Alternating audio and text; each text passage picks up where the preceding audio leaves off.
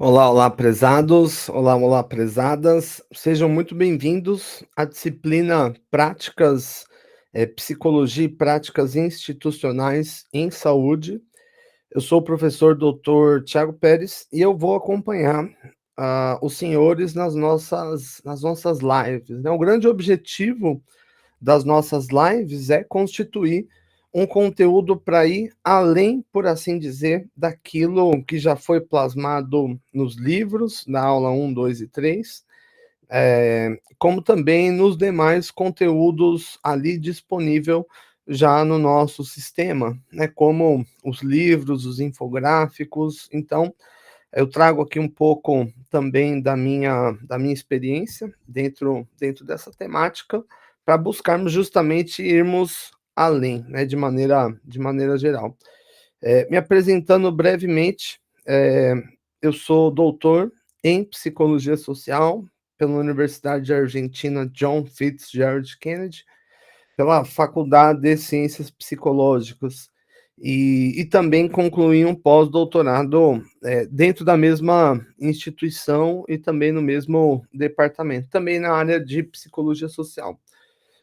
Tenho também pós-doutorado em Direito Constitucional junto à Universidade degli Studi de Messina, na região na Itália, na região da Sicília. Bom, e basicamente, né, além de atuar na docência, eu tenho também experiência em vários campos da psicologia social, por isso que eu trago estas reflexões ao nosso encontro. Eu vou compartilhar, senhores, os nossos slides, e qualquer dúvida, qualquer questão, os senhores podem me interpelar a qualquer momento. Não se sintam acanhados de maneira alguma nesse sentido. Eu vou compartilhar a tela.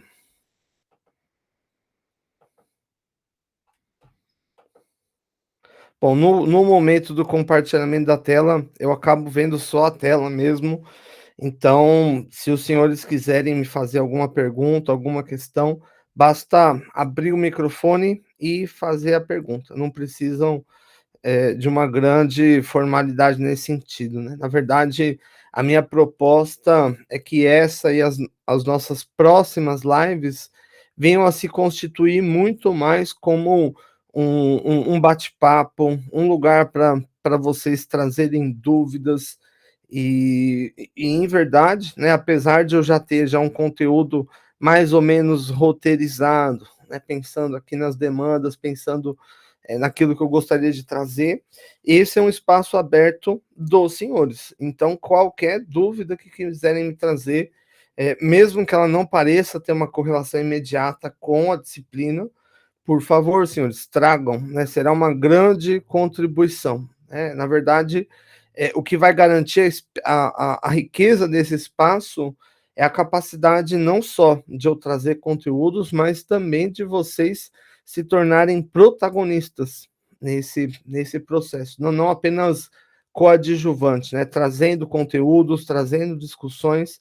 É para isso que esse espaço ele fora constituído. Então, sem mais delongas, vamos ao nosso objeto central, que é a psicologia em saúde. Bom, deixa eu ver se está aparecendo aqui os nossos slides. Perfeitamente. Bom, o primeiro ponto, quando nós falamos assim, tá, psicologia social, né? E algo que eu já ouvi várias vezes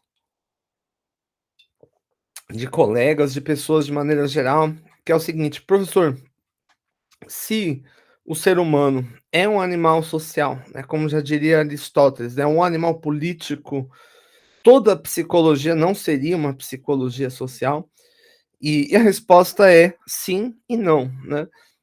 Sim, porque de fato, a partir do momento que eu reconheço que o ser humano é um animal social, a sociabilidade ela vai cruzar de maneira transversal, né, todos os fenômenos, todas as possíveis relações humanas, né. Mas contudo, como nós vemos no campo da psicologia, existe uma estratificação dessa disciplina, desse campo epistemológico, numa série de diferentes escolas, numa série de diferentes perspectivas, e cada uma dessas perspectivas traz consigo um eixo de aproximação. Como, por exemplo, uma crítica que eu faço de maneira muito recorrente à prática da psicana da psicologia clínica, que leva em consideração apenas e tudo aquilo que se passa através do método da introspecção, por exemplo, no sujeito, com o sujeito, sem levar em conta, contudo, toda a amplitude de variáveis que o cercam, né. Por exemplo, vamos supor que o sujeito ele está sofrendo de ansiedade, uma ansiedade muito significativa.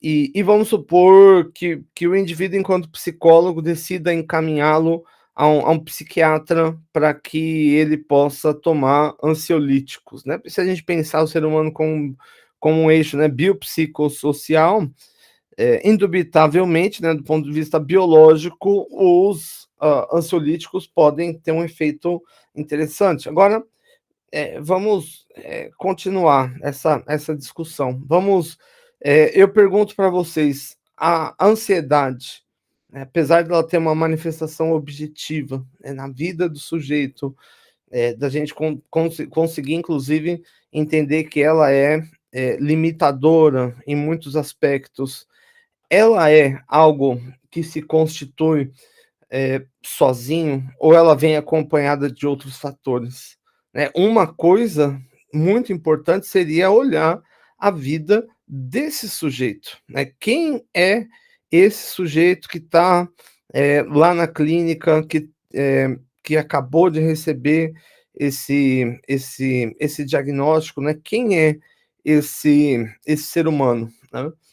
E sem responder de maneira sincera a esse tipo de questão, eu incorro o risco de, muitas vezes, apenas maquiar uma relação. Vamos supor que essa ansiedade, na verdade, derive de um relacionamento abusivo, ao qual essa pessoa está involucrada. Então, o ansiolítico ajuda, evidentemente, a reduzir os sintomas, mas a causa, né, que é o abusador, né, e mais especificamente as condições que ele impõe, estão mantidas. Então, nesse sentido, não há de se esperar uma superação efetiva, né, da pessoa da condição ao qual ela está involucrada, pelo simples fato da variável independente principal, ainda estar, estabelecida, né.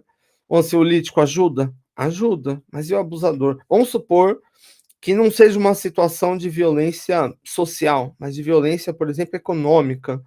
Então, uma determinada pessoa, por exemplo, se vê afundada em dívidas. E eu pergunto a todo mundo aqui que já teve, uma dívida ou esteve próximo disso, isso não é um fator que vai mexer não apenas com as finanças, mas com as emoções do sujeito? Indubitavelmente sim, né, principalmente se nós considerarmos que o aspecto financeiro, ele vai estar amarrado, né, de maneira umbilical a uma série de outros fatores, e necessidades subjacentes, né. Se nós pensarmos, por exemplo, é um modelo que todo mundo conhece, né, um modelo de estratificação das necessidades de Abraham Maslow. Ele vai dizer que o primeiro eixo de necessidades humanas são as necessidades fisiológicas, ou seja, se hidratar, se alimentar, comer, dormir.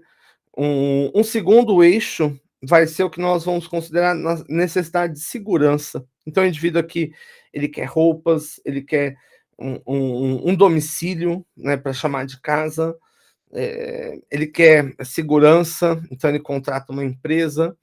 Ele vai ter também necessidades sociais, né, engajamento, ele vai querer também reconhecimento, né, e perceba, e autorrealização, né, que é talvez o escopo mais subjetivo dentro dessa possível relação. Então, o que a gente vai aferir dentro dessa seara é, na verdade, uma possibilidade, né, pensando no âmbito clínico, aonde você tem um problema com múltiplas variáveis e você olha para uma. Você consegue atenuar o sofrimento do indivíduo? Às vezes sim, mas você não consegue mitigar a situação se você não tiver uma compreensão heurística, uma compreensão maior de tudo que está em curso nessa situação, né. E isso é ainda especialmente mais válido quando nós falamos, por exemplo, em políticas públicas, algo que, eu me deparei muitas vezes, né, ao longo da minha formação. Uma coisa é, né, uma política pública é uma solução, não só por parte de agente público, mas, que tem como intuito resolver um problema público, e um problema público é aquele que afeta, né, uma coletividade significativa de pessoas, né. Agora, um problema como, por exemplo, natalidade, nutrição, educação sexual, eh, dengue, Covid-19, todos esses fatores, eles vão para muito além do óbvio, eles vão para muito além do óbvio. Você deve considerar a cultura, né, por exemplo, durante a Covid-19, por que que a informação foi considerada tão importante? Porque o acesso à informação de má qualidade estava tirando vida de pessoas, né. Pessoas, por exemplo, no Irã, tomaram metanol, porque ouviram notícias falsas de que o metanol curava a Covid-19. Nos Estados Unidos, um político muito famoso disse que o desinfetante podia ser uma cura pra Covid-19, e várias pessoas seguiram esse conselho, né.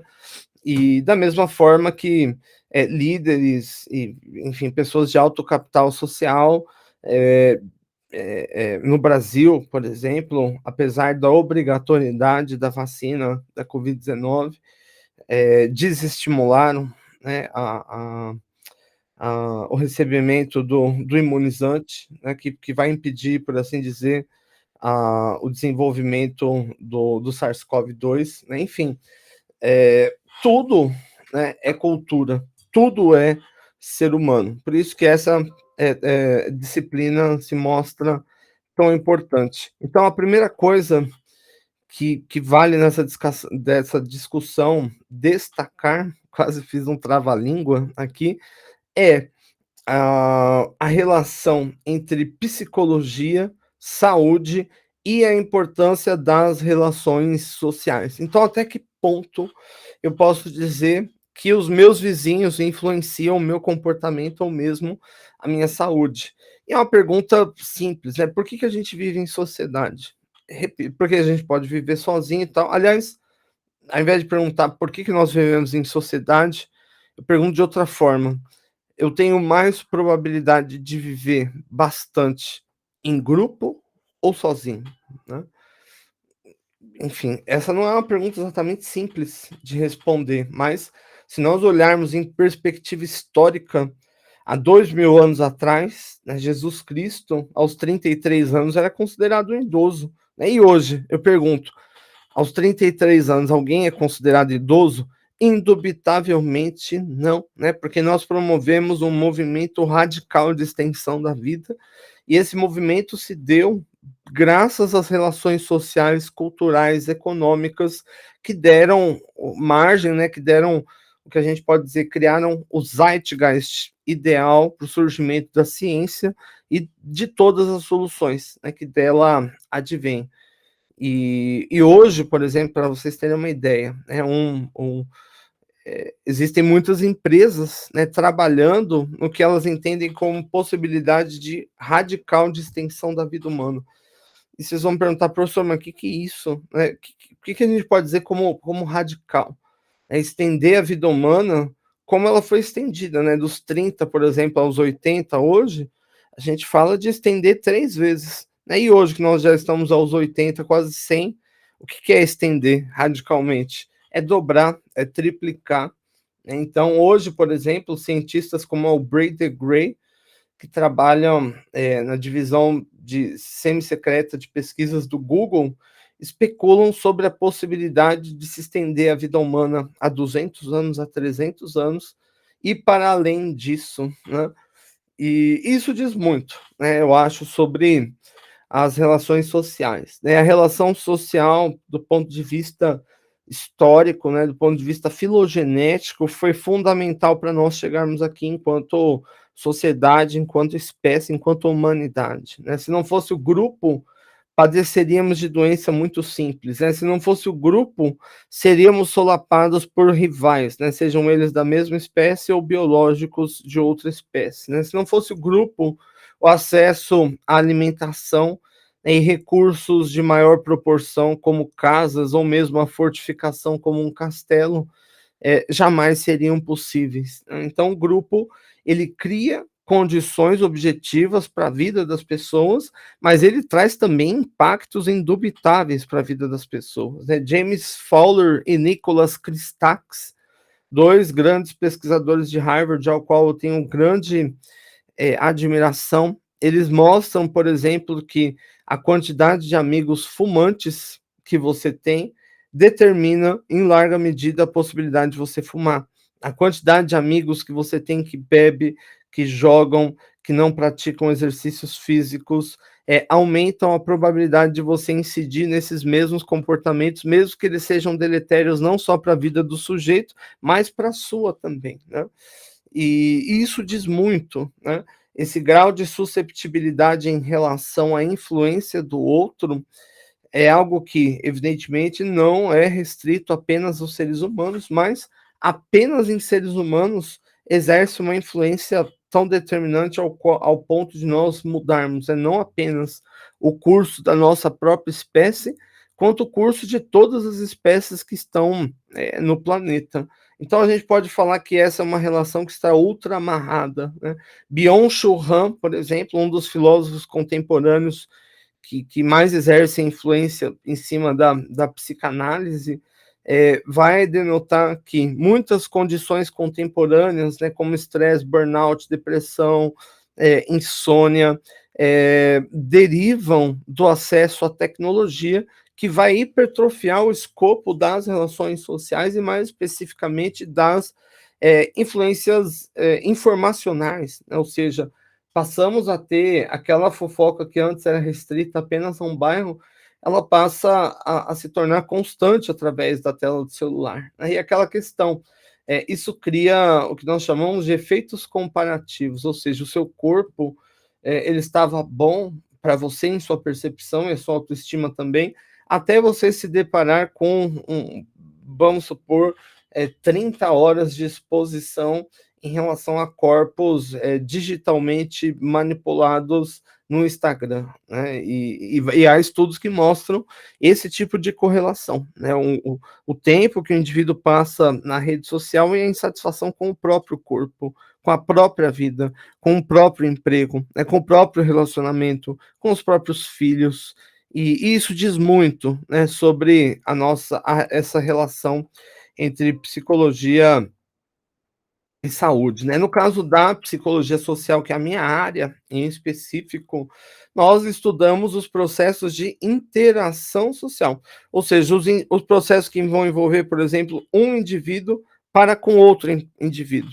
Processos, por exemplo, que levam você a ter empatia por um indivíduo. Vamos supor que alguém veio te pedir dinheiro no semáforo, né. Existe a possibilidade de você dar e de você não dar, mas existem coisas que fazem aumentar ou diminuir a probabilidade, né. Se você percebe o outro como necessitado de fato, como doente, como, se as condições dele independessem da possibilidade dele, você aumenta a doação, né. Agora, se você percebe que o indivíduo está, por exemplo, alcoolizado, ou que não há uma razão objetiva para ele estar naquela situação, nós diminuímos a empatia, né. Da mesma forma que, a interação social vai envolver, por exemplo, o processo que um grupo vai exercer em relação ao indivíduo.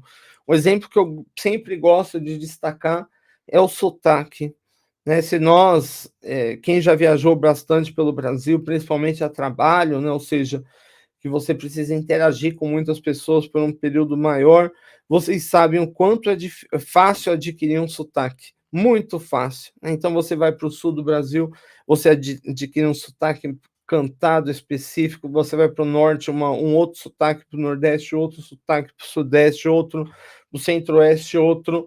E a pergunta é: por que que nós adquirimos os sotaques tão fortes, né? Em verdade, a nossa constituição enquanto sujeito nos leva a ser, dentro dessa perspectiva, como camaleões sociais, ou seja, nós buscamos nos adequar, nos ajustar ao grupo, mesmo em níveis muito, muito subjetivos, né? Como é o caso do sotaque, que é a forma de falar, mas vai alterar também a forma de se vestir, a forma de se portar, mesmo os gestos e posturas corporais são susceptíveis a esse tipo de influência, né? O grupo também pode levar um indivíduo ao que nós entendemos como estado de conformidade. E que esse estado de conformidade ele pode ser o que nós chamamos aqui de aceitação, ele aceita a vontade do grupo, os interesses do grupo, ou o que nós chamamos de aquiescência, né? O indivíduo ele cede à vontade do grupo, mesmo sem ter muita vontade, né? Por exemplo, o caso onde o indivíduo resolve utilizar esteroides anabolizantes. Então, vamos supor que ele adquiriu algum conhecimento sobre aquilo e já gerou uma expectativa de obter músculos, definição, força. Aí vamos supor que as normas subjetivas, o grupo desse indivíduo, a maioria dos amigos seja de academia, não sei o que e tal, e eles concordem com esse tipo de prática. E o terceiro ponto é o que nós chamamos aqui de autodeterminação. O indivíduo ter, por exemplo, coragem, né, de fazer isso, né? Se a gente junta esses fatores, a probabilidade do indivíduo aqui fazer o uso do esteroide anabólico é muito maior do que o indivíduo que não vai para academia, não tem amigos que apoiam esse tipo de prática e não tem coragem de fazer isso, entende? Nesse sentido, a gente pode dizer que as ações, nós como seres heurísticos, né, estamos sempre perseguindo objetivos e quase todos eles se coadunam com a esfera do social, né? Nós cedemos a influência do grupo, né? Como em um jogo de futebol, né? Onde todos se levantam ao mesmo tempo para fazer a movimentação da ola, né? Não, ninguém fica combinando antes, né? Falando, ó, galera, vamos fazer a ola agora, né? Não, simplesmente você olha para o lado, né? Vê aquela maré de braços vindo em sua direção e aquilo se torna algo particularmente difícil de resistir. E quando você percebe, quando você vê, você também levanta, você também cede à influência do grupo, né? Um grupo, ele pode também exercer influência sobre outro grupo. Eu acho que uma forma muito fácil de ilustrar isso são os antagonismos na nossa sociedade, né? Os antagonismos políticos, os antagonismos sociais e mesmo antagonismos que parecem triviais, mas que levam a episódios de violência lamentável, né, como o confronto entre torcidas organizadas, né, ou advindos, né, por exemplo, dos hooligans, né, ingleses, né, enfim, tem uma tradição muito grande em protagonizar episódios de violência, né, mas um grupo, ele pode, né, tanto entrar em conflito com outro grupo, utilizando aqui a terminologia da teoria do conflito realista. Um conflito ele se dá principalmente quando existe uma lógica de soma zero, ou seja, não dá para eu atingir os objetivos e o meu colega atingir os objetivos sem que a gente rivalize entre si, né? Por exemplo, dois colegas disputando uma vaga de emprego, disputando um mesmo parceiro amoroso, né? Disputando um lugar no ônibus, né? Se um consegue, o outro não consegue. E essas situações são especialmente complicadas, né? Quando nós falamos de grupos, né? Grandes guerras civis, como o massacre de Ruanda na década de 90, decorrem, né, em parte, dessa lógica, mas também do que nós chamamos de estigma social, né? A nossa capacidade de julgar e também de estabelecer um consenso simbólico sobre o outro, né, fazendo aqui surgir consequências deletérias também em relação a esse outro, né? Nós podemos falar, inclusive, da influência de um indivíduo em relação ao grupo, né, como por exemplo, Adolf Hitler na sociedade alemã, né. Adolf Hitler foi membro do Partido Nacional Socialista dos Trabalhadores Alemães e, como nós bem sabemos, foi um dos maiores protagonistas,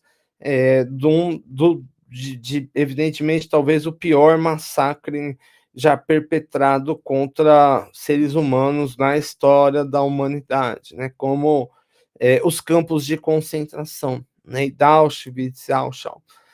Agora, o que se coloca é: será que todos os criminosos de guerra, né, que participaram disso, que cederam em relação à influência de Adolf Hitler, de Benito Mussolini, né, e de tantos quantos outros, né, líderes, totalitários que promovem guerras, né, como mais contemporaneamente Bashar al-Assad, eh, a pergunta que fica é, né, quem cede essa pressão tem algo diferenciado, né?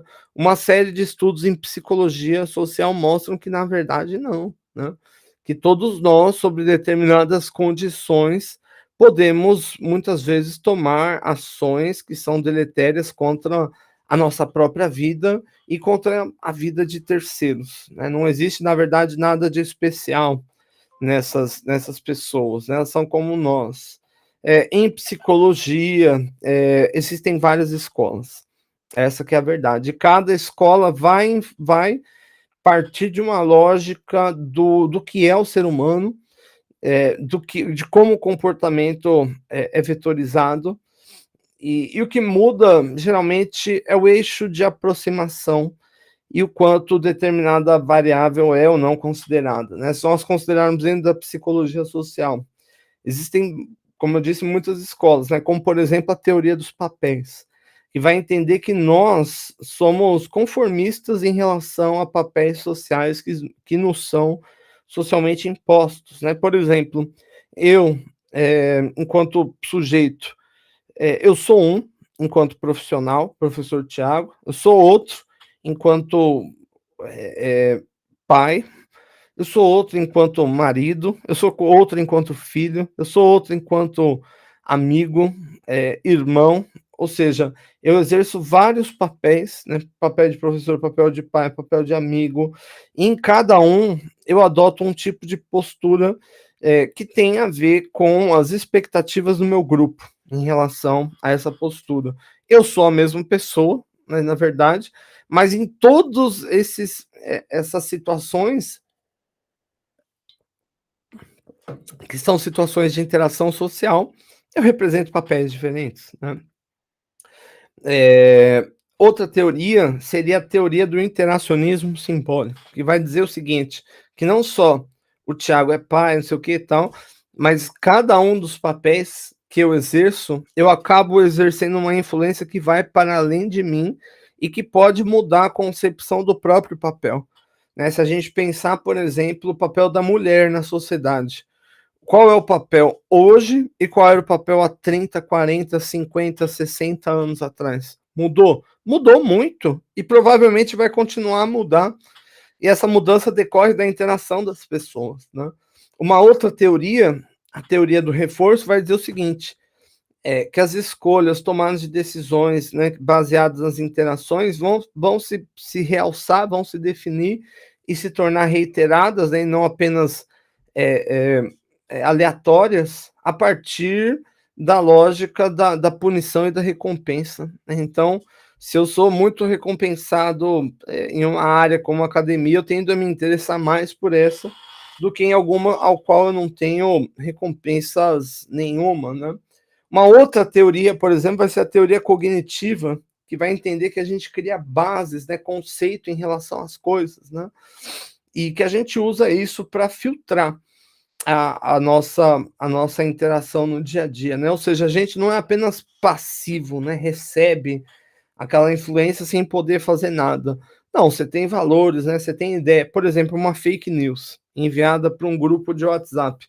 Todos vão acreditar? Eu pergunto para vocês, na fake news?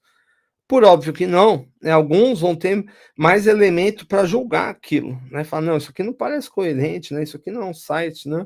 Outros vão ter menos elementos, né? Mas tudo decorre da experiência.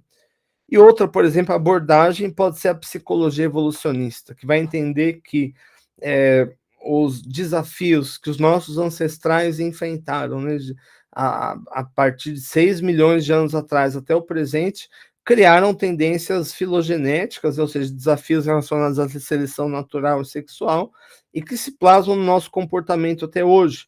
Né, como, por exemplo, a fome. Você não precisa ensinar ninguém a ter fome. Né? Claro que as interações do sujeito levam ele a gostar mais do que de palmito, do que de carne, né? Caso ele seja um vegan, por exemplo, não um comportamento socialmente definido. Agora, em todas as sociedades, as pessoas vão ter fome, sono, desejo sexual, raiva.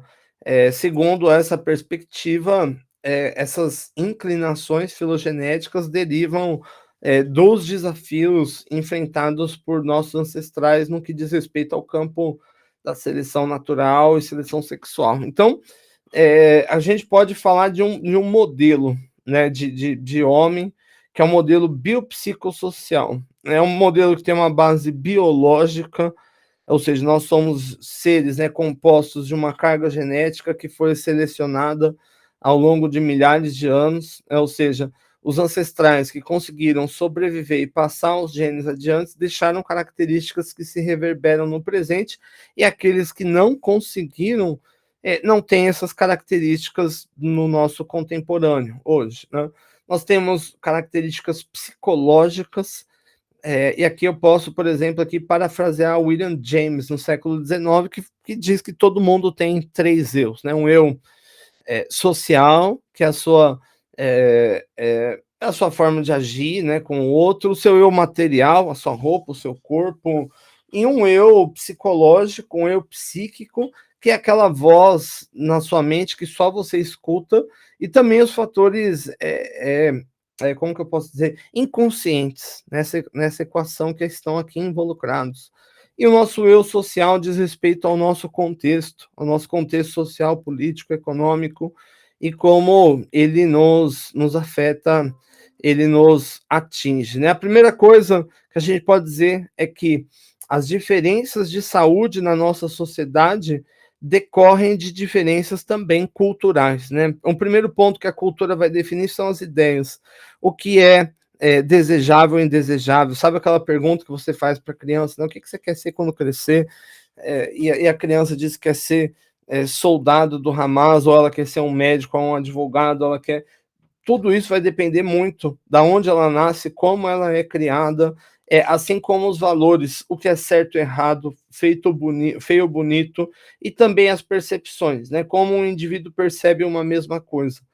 Tudo isso né, utilizando aqui a terminologia de Emile Durkheim, é socialmente definido, né, pelo consenso, e vai influenciar, por sua vez, a nossa tomada de decisão e a nossa saúde, né? Se eu percebo, por exemplo, em razão dos meus valores, que a vacina de Covid-19 não é adequada, aqui no Brasil, vamos supor, eu incorro tanto em risco de ir contra a legislação, afinal a vacina no Brasil ela é obrigatória. Se eu nego, por exemplo, ao meu filho, é ainda mais grave, né, porque eu estou aqui ferindo o direito à saúde, e que é constitucional, desde a Constituição de 1988, mas, né, eu não afeto só isso, afeto a minha própria vida e também a possibilidade da sociedade controlar o vírus, né, se todas as pessoas não tiverem vacinadas, né, e não cumprirem algum tipo de cuidado, o vírus nunca vai ser mitigado,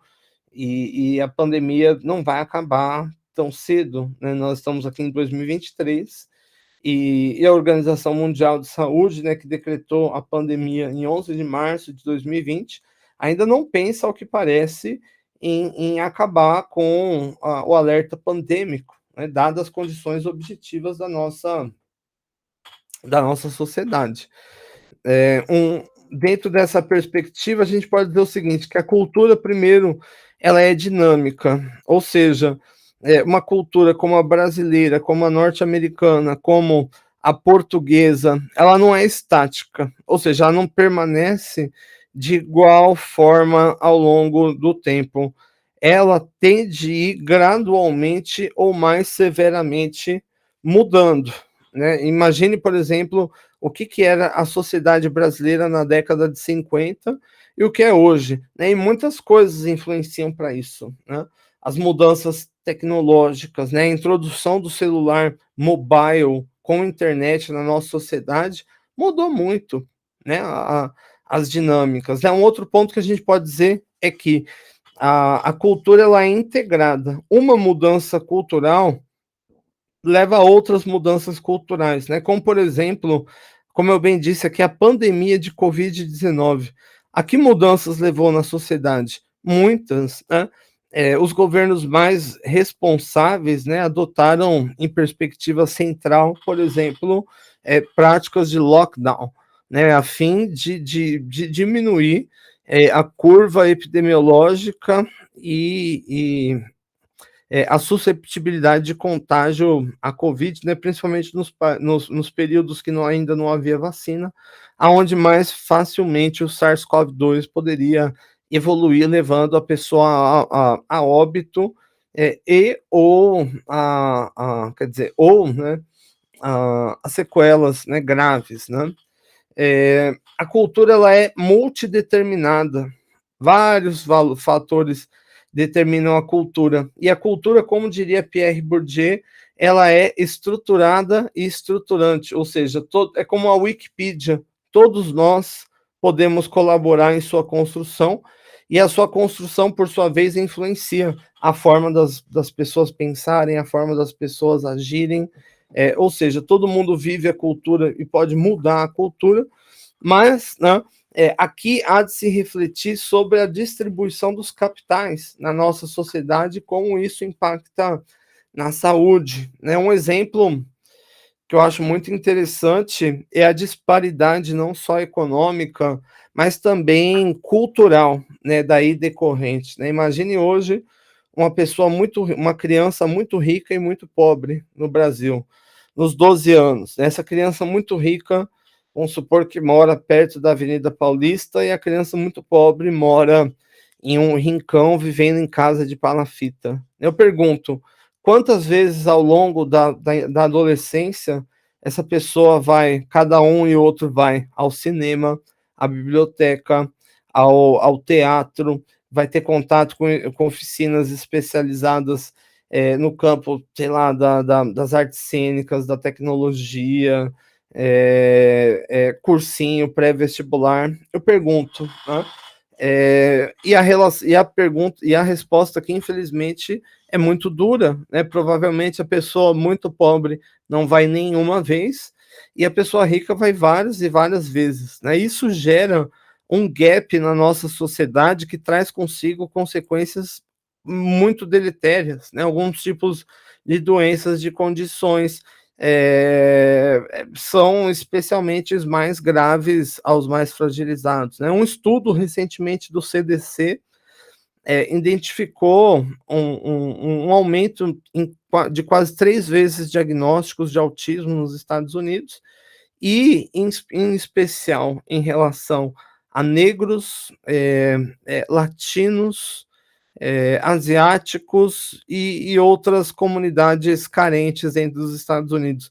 E eu pergunto, e era uma concepção que você tinha até na ciência, que talvez esses grupos fossem menos suscetíveis, né. Na verdade, não é que esses grupos são menos suscetíveis, eles são menos,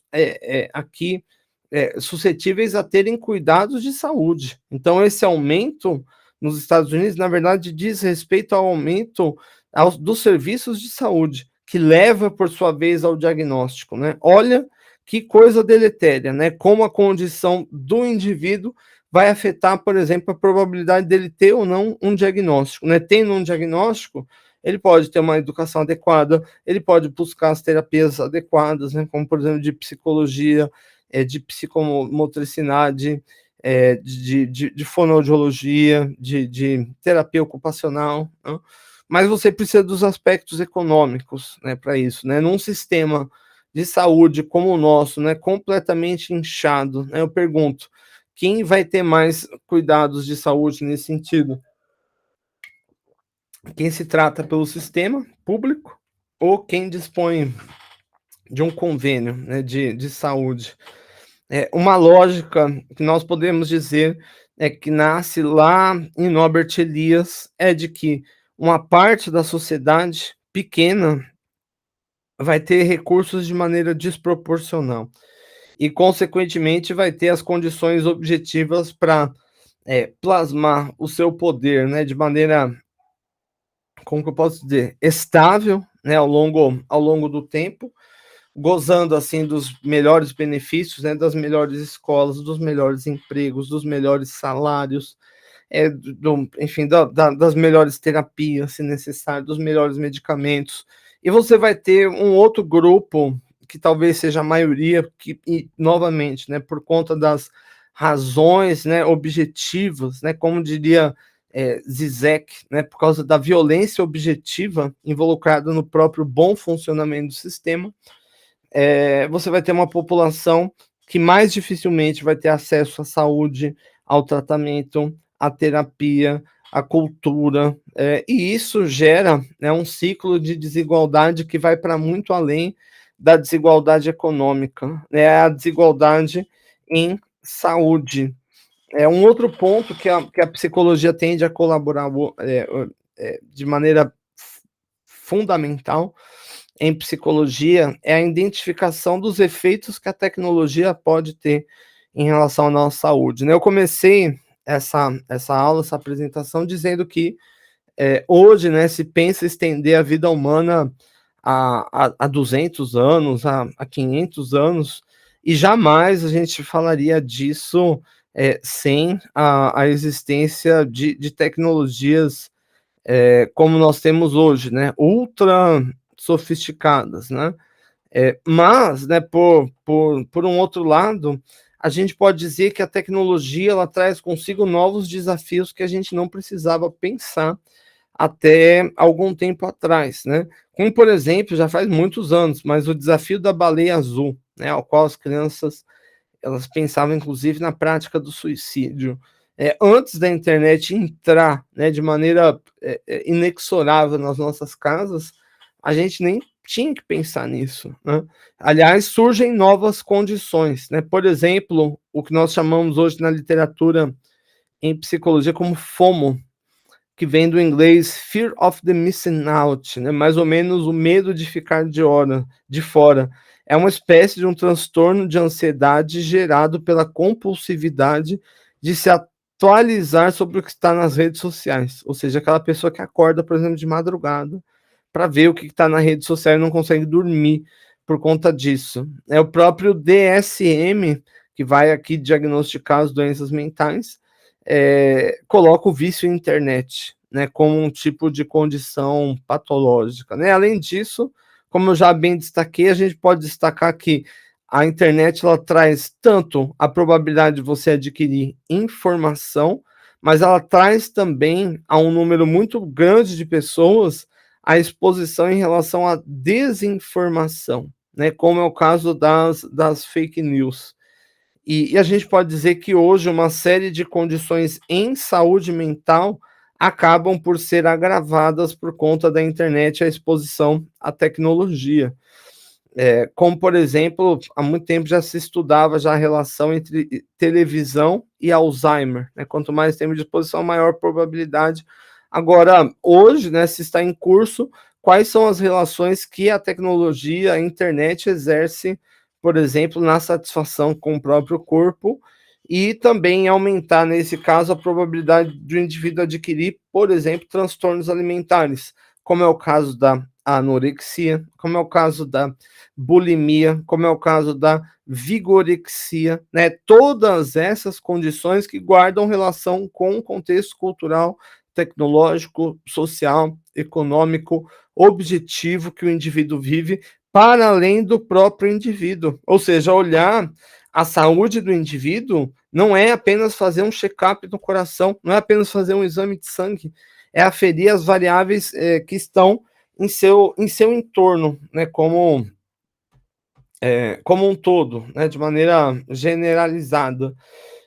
E nesse ponto, a psicologia ela pode contribuir muito para o âmbito das políticas públicas, primeiro desnudando a face dos problemas públicos, porque uma coisa é uma condição que você vê, né, como algo como a Cracolândia em São Paulo.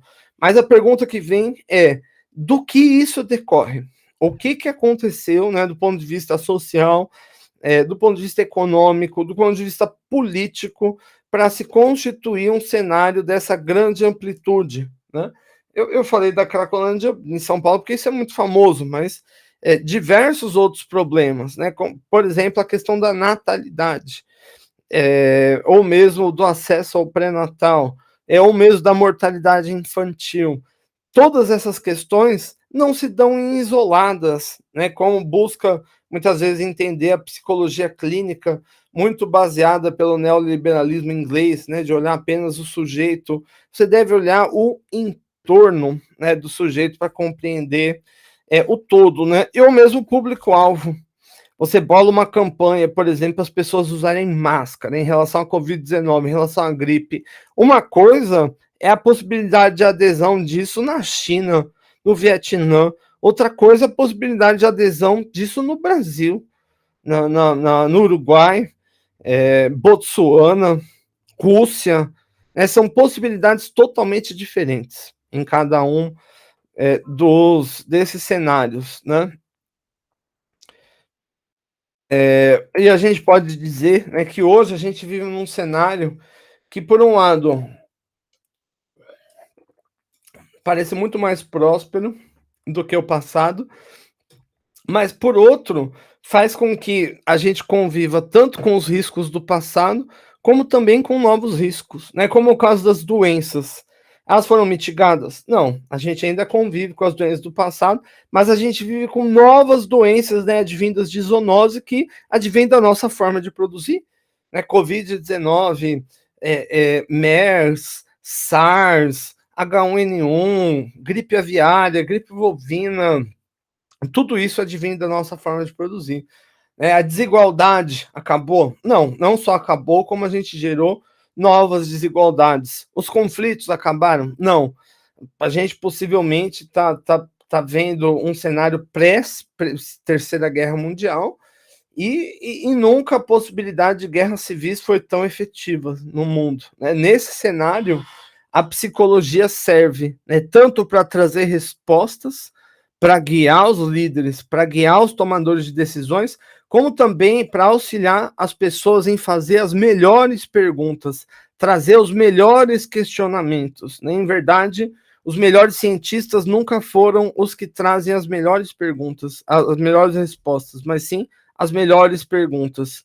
E mesmo que você não consiga responder uma pergunta difícil, o caminho que você faz para responder essa pergunta traz resultados que ajudam a você evoluir e a humanidade a evoluir como um todo, né? Nós lidamos com problemas que são, por exemplo, de ordem sazonal, que se repetem todos os anos, né? Como, por exemplo, as enchentes no Brasil, nos períodos de calor, ou a violência em temporada de férias. Outros riscos são exponenciais, não param de crescer, como a desigualdade. Outros estão até em declínios, né, como o caso do analfabetismo.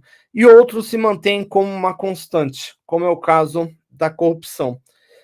Prezados, né, a psicologia, ela é, de maneira geral, uma ciência, e não é uma ciência qualquer, é uma ciência extremamente plural, fundamentada tanto no método científico, como também em sólidas bases filosóficas, né? A psicologia, como a gente conhece hoje, é fruto de quase 200 anos de evolução no pensamento direto, mas talvez de 5.000 anos ou mais, se a gente pensar todos os campos, né, que tiveram que evoluir para a gente chegar num conhecimento científico como nós temos hoje, né? Em parte, esse conhecimento científico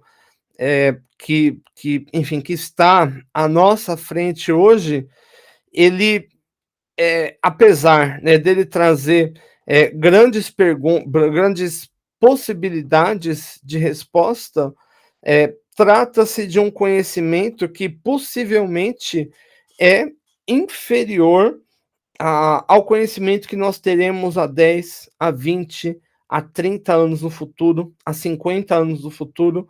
E essa aqui é a grande, talvez, qualidade que diferencie a ciência de outros tipos de conhecimento. A ciência ela é cumulativa, ou seja, você não produz ciência a partir do nada, você produz a partir de conteúdos que você já tem. A ciência ela é dinâmica, ou seja, o conhecimento hoje, né, que se plasma como fidedigno, né, como como verdade, a verdade de hoje pode muitas vezes se tornar a inverdade do amanhã. E, a ciência é uma forma de guiar, né, tanto os profissionais, como também os tomadores de decisão, né. Se a gente entender na nossa sociedade o que nós chamamos de stakeholders, né, os políticos, os empresários, os ativistas, todos aqueles que influenciam o curso da nossa sociedade, o fazem a partir de ideias, né, o fazem a partir de concepções. A psicologia ela vai desnudar, né, tanto os aspectos objetivos, ou seja, o que você consegue ver do comportamento, o resultado disso, como também os aspectos subjetivos, né, subjacentes, né, ou seja, se o indivíduo, por exemplo, sente raiva, sente medo, sente frustração, né, a pergunta que se coloca imediatamente é: quais são as variáveis causais que levaram a isso, né? Quais são os sentimentos subjacentes que deram origem a esses sentimentos, que deram origem a esses comportamentos? É compreendendo essas variáveis que podemos ajudar as pessoas a lidar com as suas demandas, e também aos tomadores de decisões para se pensar em políticas que sejam mais efetivas a fim de se atender às demandas humanas e, em especial, às demandas de saúde. Prezados, espero que tenham gostado fortemente do conteúdo dessa apresentação. E para a próxima live, eu já reitero a mesma mensagem que eu deixei no início dessa live. Em verdade, os senhores são os protagonistas no processo educacional, né? O professor que aqui lhes apresenta é apenas um facilitador, né? O meu papel não é ditar a verdade, nada disso, mas guiarem vocês pela seara do conhecimento, né? E para isso, o mais interessante é que nós venhamos a estabelecer aquilo que a psicologia social mais valoriza, que é a interação social. Tragam as perguntas, prezados, tragam os questionamentos, né? Tragam o seu ponto de vista, traga a sua vivência, né? Certamente, cada um desses fatores tomados em conjunto vai enriquecer muito mais, né, as próximas lives, as próximas apresentações, e certamente isso, né, vai, por tabela, né, de maneira decorrente, levar os senhores a internalizarem melhor esses conhecimentos, né, e também de já vislumbrarem de alguma forma a aplicabilidade prática destes. Prezados, desejo a todos um excelente momento, uma excelente semana e fico à disposição no que demandarem. Até a próxima, muita paz para todos e tchau, tchau.